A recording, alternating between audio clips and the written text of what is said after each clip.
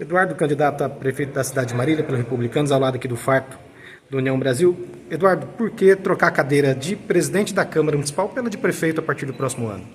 Olha, já estou no meu quarto mandato, né? 3 de formas consecutivas, aí teve um hiato de 8 anos, aí retornei agora à Câmara Municipal. Exerci um mandato como secretário, né, de esportes, um dos motivos que me trouxe de volta ao Poder Legislativo. Enfim, e havia assumido o compromisso com a família de que não ia mais concorrer à reeleição como vereador, né? Até porque considero, neste momento, né, ter cumprido o meu ciclo no Poder Legislativo. É o meu 3º mandato também como presidente da Casa, né? Motivo que muito me honra e muito me orgulha, né, pelo fato de uma pessoa como eu, de origem humilde, a população de Marília, o povo de Marília, ter dado a oportunidade de representá-los por 4 mandatos como vereador, né, e depois pelos colegas como presidente da Casa. Me sinto preparado, né, para esse novo desafio, né, de prefeito da cidade, até porque a minha experiência, né, na iniciativa privada, né, onde ocupei cargos de gerência, de chefia, de executivo em diversas empresas do ramo varejista, né, de farmácias, né. Então também atuei como dirigente sindical e também como gestor do Marília Atlético Clube. Então essa experiência na iniciativa privada, de gestão da iniciativa privada, a experiência na gestão pública, até porque como presidente você é gestor do Poder Legislativo, e também a experiência no terceiro setor. É o motivo pelo qual, unindo, né, a nossa experiência é uma experiência positiva. Graças a Deus, em todos os cargos que ocupei, eu obtive sucesso da iniciativa privada, né, aqui na Câmara, no Poder Legislativo, como gestor do Marília Atlético Clube e como dirigente sindical.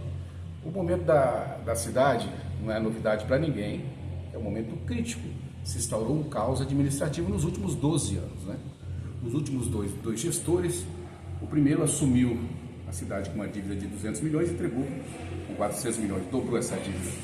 O atual assumiu com uma dívida de 400 e poucos milhões, vai entregar com uma dívida de quase 1,5 bilhão. Então são desafios que necessitam de experiência de interlocução. Vou ser candidato pelo Partido Republicanos, do governador Tarcísio de Freitas, né? O Republicanos também tem uma representativa de interlocução com a sociedade, né, com o Poder Legislativo. Essa experiência conta muito, né? Essa experiência nossa no Poder Legislativo, de locução entre os poderes, né?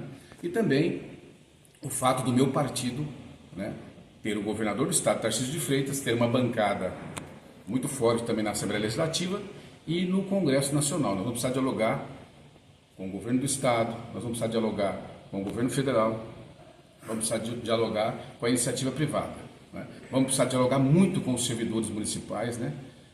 Nós vamos, obviamente, e assumindo, se Deus permitir, se Deus abençoar, e o povo de Marília nos eleger, né, assumir o 1º de janeiro, o primeiro objetivo, obviamente, seria a questão do IPREM, onde as pessoas pensam que o problema do IPREM é só um problema dos servidores. Não é, até porque os recursos para que dê sustentabilidade e faça frente às despesas do IPREM com o servidor aposentado é oriundo dos impostos pagos pela população.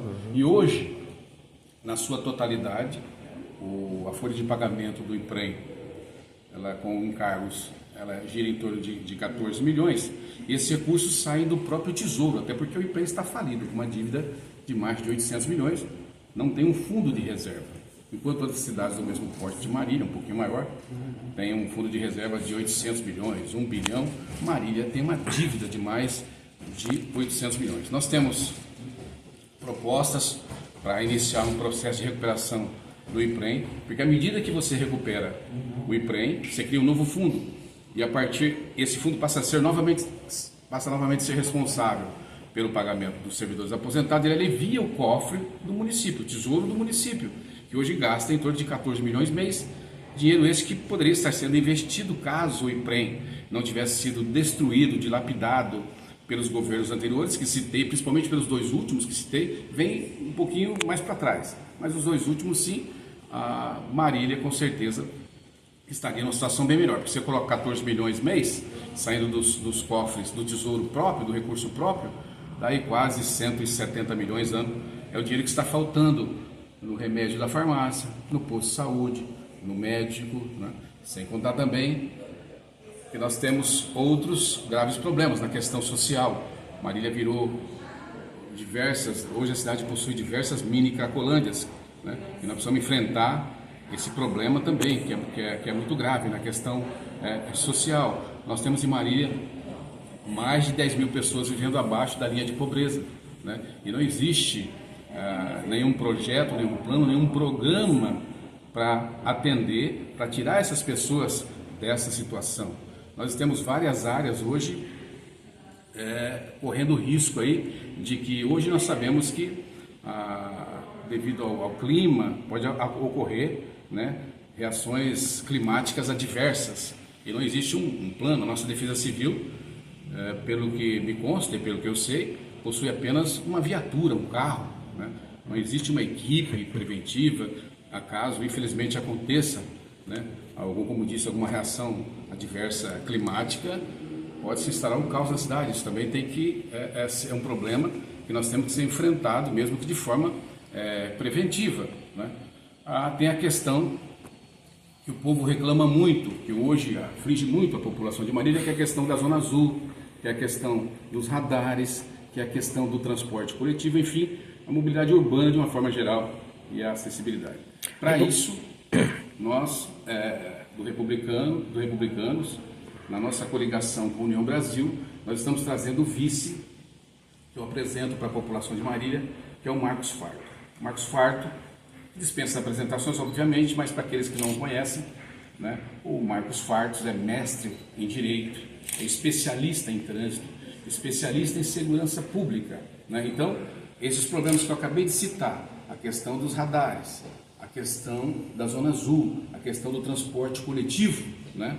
Nós vamos estar, obviamente, não vamos criar uma nova estrutura. Dentro da estrutura existente, nós vamos ou extingue-se a Endurbe, ou extingue aquela secretaria que não serve para nada de assuntos extraordinários, e vamos criar a Secretaria do Transporte da Segurança, né? Que será uma secretaria que estará à frente, né, ou dando suporte o vice-prefeito Marcos Farto. Então, a população pode estar tranquila, né, nessa questão, que nós estamos indicando um vice da melhor qualidade, um vice cujo currículo é invejável, né? Ele é também militar da reserva, né? Então, os graves problemas que temos na questão da segurança, nós temos que pensar a questão da guarda municipal, né? Está aqui o nosso vice-prefeito Marcos Farto, que é especialista na área da segurança. Repito, a questão da Zona Azul, a questão dos radares, o transporte coletivo urbano. O transporte coletivo urbano, nós sabemos da precariedade. O prefeito Daniel deu um aumento de quase 30% na passagem, mas a qualidade do serviço é péssima. O transporte coletivo urbano vai ser fiscalizado. O vice-prefeito Marcos Farto tem uma vida inteira de dedicação a essa área, a área da fiscalização. Então, de modo que a nossa chapa ela está completa, né? Com a vinda do Marcos Farto, eu considero, né, me desculpe, não é falta de humildade da minha parte, mas eu acredito que estamos no rumo certo, no caminho certo, para reconstruir e organizar novamente a cidade de Marília. Eduardo, a sua avaliação quanto à concorrência atual, os demais candidatos que estão aí na corrida contigo para buscar também a mesma cadeira a prefeito? Olha, eu falo de experiência positiva, né? Os demais candidatos, infelizmente, é até antiético eu não faço nenhuma crítica, mas a população já conhece os outros dois projetos, né? Eu nunca fui candidato a prefeito, tenho uma experiência do Poder Legislativo que são funções distintas, diferentes. Cada agente político, né, ele tem o seu dever estabelecido pela Constituição. Do vereador, o principal é fiscalizar. Ele apresenta projetos, mas ele tem algumas limitações, né? Ao passo que o prefeito municipal ele tem um orçamento e tem a chave do cofre e cabe a ele, né,